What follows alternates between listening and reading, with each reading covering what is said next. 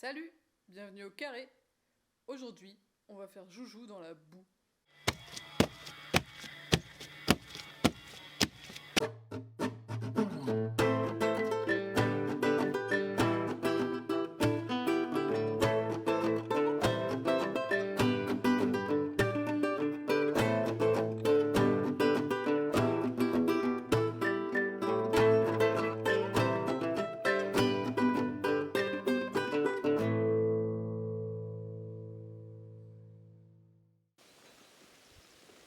Y a du soleil, putain! Ça va pas durer, putain! Bon bah, depuis la dernière fois, on a une magnifique fosse. Et cette fosse, il sera temps de la remplir. Donc aujourd'hui, on va faire la maçonnerie du filtre vertical de notre assainissement. Et pour ça, on va commencer par couler des fondations en béton armé. Et par-dessus, on viendra construire des murs en parpaing. Allez, c'est parti!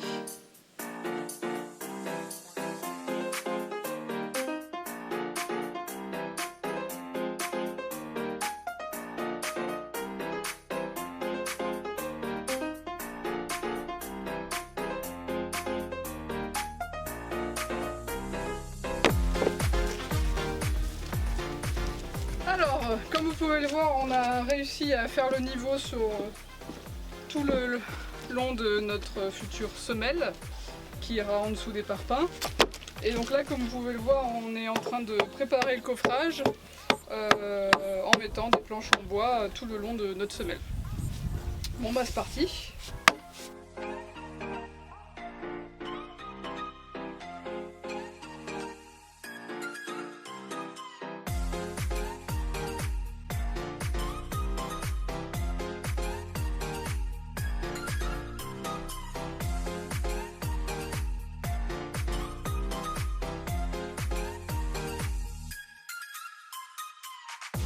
Alors là on est en train de mettre le polyane au fond des fondations. En gros il y a deux possibilités, soit vous faites un béton de propreté, soit vous mettez un polyane. Bon nous on voulait faire un béton de propreté, mais comme en fait on avait creusé toute la fosse un tout petit peu trop haute, ne pas mettre de béton de propreté ça nous fait gagner quelques centimètres, donc beaucoup d'heures de travail à la main, et ça c'est bien. En gros l'idée c'est parce que là-dessus on va venir mettre nos fers à béton avant de couler. En gros là, une semelle de fondation en acier, et celle-là elle va être un petit peu rehaussée en fait, faut pas qu'elle soit vraiment plaquée au sol, donc on va la rehausser avec des petites cales. Le problème c'est que si on met rien du tout, on risque d'avoir en fait des infiltrations d'eau qui vont se glisser entre le béton et les cales, et qui, au fur et à mesure des années, et qui peuvent remonter jusqu'à l'acier et commencer à le faire rouiller. Et si l'acier rouille dans du béton, c'est la galère. Pour éviter ça, il faut mettre une couche suffisante de béton entre le fond et la ferraille, et en plus avoir ce plastique ça évite complètement la remontée d'humidité. Ça marche pareil avec un béton de propreté, mais du coup là on met ça, c'est rapide, c'est pratique et ça nous évite de creuser 4 cm, et ça c'est important. Je sais pas ce qu'ils font mais... Voilà. Oui, on regarde en même temps. Qu'est-ce que vous faites là? On découpe la bâche. Ça sert à quoi? Ça sert à mettre la bâche. Ok. Ça a l'air super utile. Ok.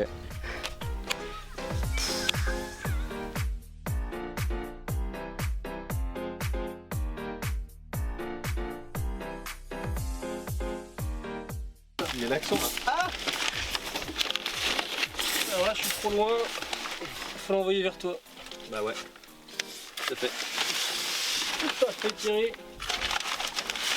Mais oui, c'est le but. Pardon. Et ça devient compliqué de se déplacer. Oh my god. Je vais vérifier la hauteur là. On a dit qu'il fallait être entre... Il faut mettre la bâche là. Ah Non. Il est tombé. Putain. Mais j'en ai marre ce tas de merde là. Ah, j'ai plus de boue sur les gants que de gants. Donc notre point de référence là, c'est ce piquet, on l'a récupéré avec les différentes altimétries par rapport aux descentes de tuyaux, enfin avec les pentes. Donc en gros, le bas de la semelle il doit être à 26 cm sous le piquet. Et alors après du coup ce piquet, ça fait quelques jours qu'il est là, on ne le bouge plus. Du coup ce qui se passe c'est que maintenant on pose le laser un peu n'importe où. On mesure la différence de hauteur entre le laser et le piquet, donc là il y a 13 cm. Tac. Ouais, 13, ouais, 13. Donc comme il faut qu'on soit à 27, la bas de la semelle sous le piqué, ça veut dire que le bas de la semelle doit être à 30. C'est combien? C'est 13? 40. Voilà. Ça va. Le bas de la semelle doit être 40 sous le laser. Et comme la ferraille doit être surélevée de 4 cm, la ferraille, il faut qu'elle soit à 36 sous le laser. Donc maintenant, on va caler les ferrailles avec des petits cailloux. Il y a plus du coup par les 40 là. Un laser de qualité. Je le vois pas les amis. Ah si ça y est, il est 40. Ah mais c'est de la merde alors. Bah c'est bien, on est trop profond. Il faut caler. Et il me faut un caillou de 3 cm. Bon, il y en a qui traînent. Hein. Non. Ça ressemble vraiment à un caillou. Mais ce n'est pas un caillou. Putain. Bah écoutez, nous sommes niqués. Voilà, je suis un connard. Like, subscribe. Allez, j'ai trouvé. Bon, hier soir on a fini de caler toute la ferraille avec des petits bouts de parpaing. Donc là on est le lendemain matin, il est 9h et c'est parti pour couler la semelle. Objectif avoir fini avant ce soir.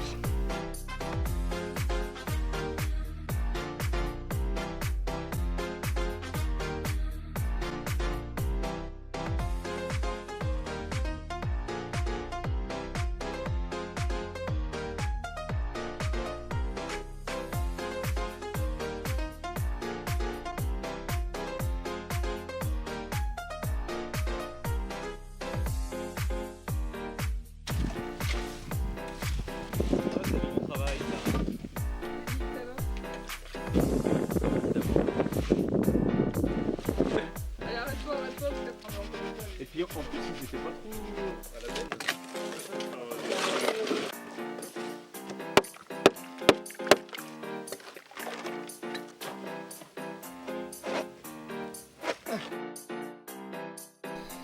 Voilà, aux quatre coins de notre fosse, sur la semelle, il manque un truc. On doit avoir des poteaux béton qui font un chaînage vertical aux quatre angles. Normalement, quand on fait ça, comme c'est du béton armé, donc il y a des ferrailles dans les poteaux par exemple, on devrait avoir coulé des attentes, donc c'est des bouts de ferraille qui dépassent, qui permettent de venir se raccrocher aux ferrailles du poteau béton. Et ça, il faut le faire quand on coule la semelle, parce qu'il faut que ce soit ancré directement, attaché aux ferrailles de la semelle. Là, on l'a pas fait, parce qu'en fait, ce qui s'est passé, c'est que on était en train de le faire en fait, quand les autres étaient en train d'amener le béton de là-bas. Et on a eu un petit déclic, on s'est dit merde, en fait c'est les ferrailles qu'on est en train de positionner, c'est elles qui vont vraiment conditionner les dimensions exactes de la fosse. Si nos ferrailles elles sont trop décalées de 10 cm dans un sens, là-bas 10 cm dans l'autre sens, on a les murs qui sont pas droits, etc. Donc ces attentes, en fait, les ferrailles qui dépassent ici, il faut qu'elles soient vraiment très bien positionnées. Donc on a dit bon, on laisse tout tomber parce qu'on n'aura jamais le temps de faire ça proprement dans le rush.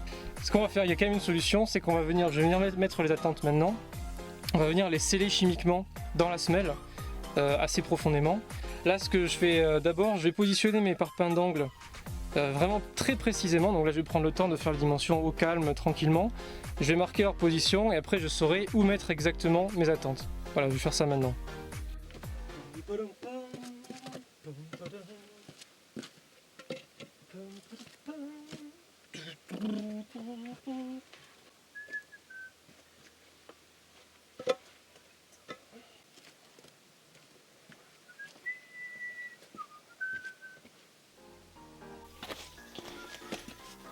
Qu'est-ce que c'est que ce... Putain, je comprends rien. 2-3 mètres? Quoi? Attendez, là. Comment ça colle? Ah non, parce que ça dépasse... Ok, donc 2,80, 3,40, d'accord, d'accord.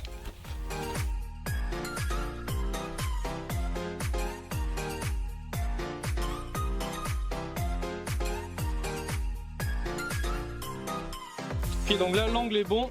Je vais le noter. Ensuite, je vais m'aligner dans l'autre sens. Les parpaings dans les angles vont se croiser. Crac, tac. Là, c'est chaud patate. Hein.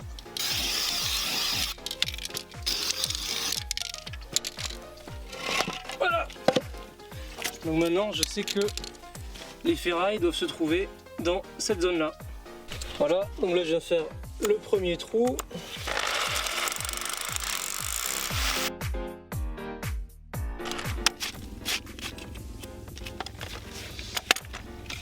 Ensuite j'ai mon gabarit en bois qui me donne la position du deuxième pour avoir le bon espacement. Tac.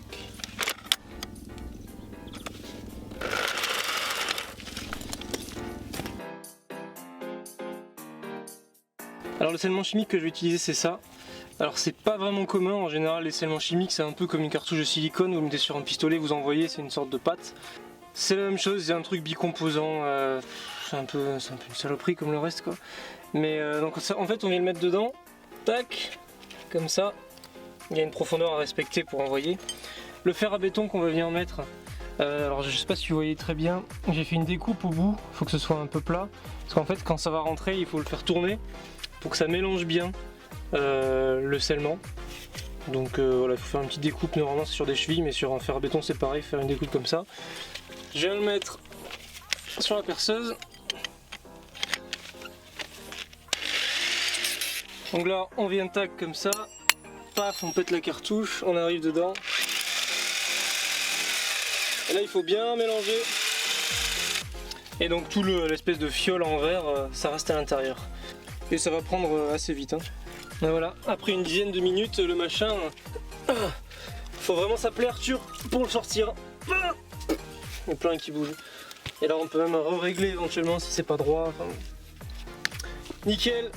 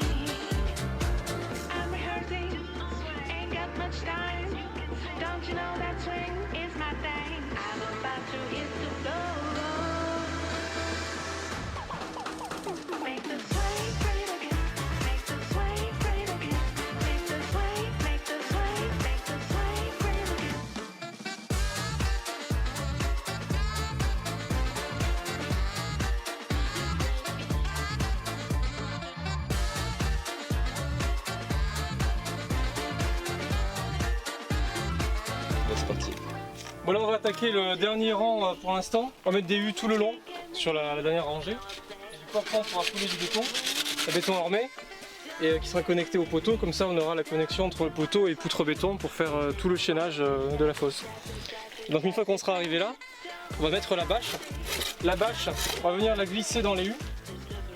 Et ensuite le béton armé sera coulé dedans, donc la bâche sera scellée complètement à la fosse.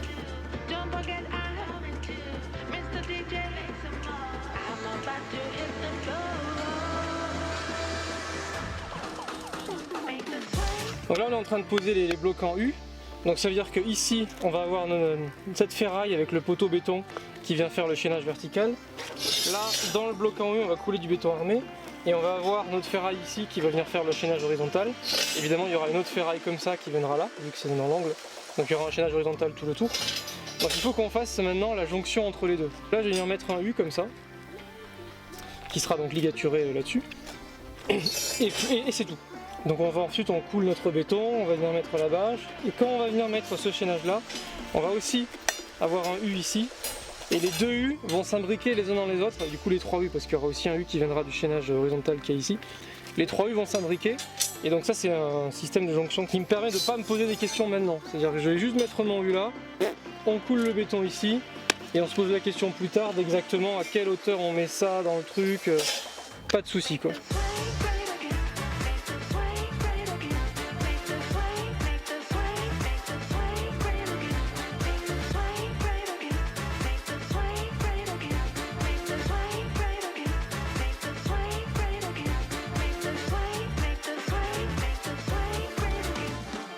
Bon, du coup Léa, explique-nous un petit peu où est-ce qu'on en est. Alors on vient de finir une partie de la maçonnerie du filtre vertical.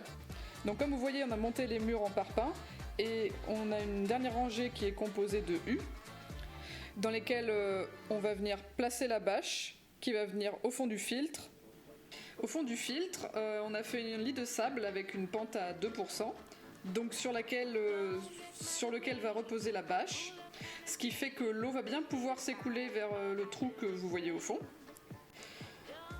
Et aussi on a mis en place le répartiteur, qui est ce truc en plastique noir que vous voyez là, qui en fait nous permet de choisir si on veut que l'eau aille du côté gauche ou droit du filtre, puisque à la fin il va être séparé en deux et chaque semaine on va alterner gauche ou droite pour laisser le temps aux eaux d'être correctement filtrées. Donc voilà, on a fait le plus gros de la maçonnerie. On est passé d'un tas de boue puant à une jolie piscine en parpaing. Donc c'est tout pour aujourd'hui et je vous propose qu'on se retrouve dans une prochaine vidéo pour la suite des opérations. Allez, salut! Ça c'est du bon matériau noble ça. Là c'est bien une phytopluration, c'est un système écologique, tout ça. Du béton, des parpaings, de l'acier, du scellement chimique. Impeccable.